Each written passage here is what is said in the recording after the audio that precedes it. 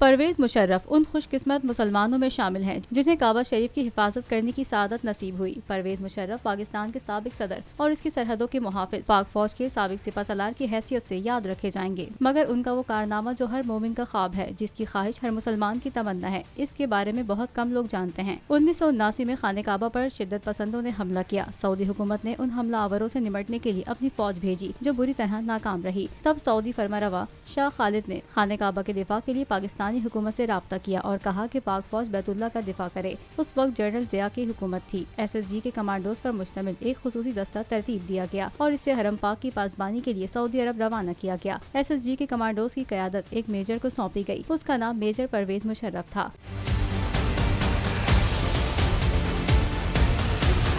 جب پاکستانی کمانڈوز کا یہ دستہ حرم پاک پہنچا تو اس وقت دہشت گردوں کے قبضے کو ایک ہفتہ ہو چکا تھا۔ پاک فوج کے کمانڈوز کا یہ ٹریڈ مارک ہے کہ یہ اپنے دشمن پر اتنی تیزی سے حملہ آور ہوتے ہیں کہ انہیں سنبھلنے کا موقع بھی نہیں دیتے۔ یہاں پر معاملہ کچھ مختلف تھا کیونکہ بات خانہ کعبہ کی حرمت کی بھی تھی۔ میجر پرویز مشرف کی قیادت میں SSG کے کمانڈوز نے حرم پاک کا کیمروں کی مدد سے جائزہ لیا۔ میجر پرویز مشرف نے دہشت گردوں کی پوزیشن کو مارک کیا اور حکمت عملی بنانی شروع کر دی۔ میجر پرویز مشرف نے سعودی حکام سے کہا کہ مسجد حرام کے صحن میں پانی چھوڑ دیا جائے اور کمانڈوز کو ہیلی کاپٹر کے ذریعے مسجد کی چھت پر اترنے کی اجازت دی جائے۔ اجازت ملنے کے بعد SSG کے کمانڈوز کا اصل ایکشن شروع ہوا۔ ایک طرف مسجد حرام کی چھت پر کمانڈوز اترنا شروع ہوئے تو دوسری جانب خانہ کعبہ کے صحن میں کھڑے پانی میں میجر پرویز مشرف کے حکم پر کرنٹ چھوڑ دیا گیا۔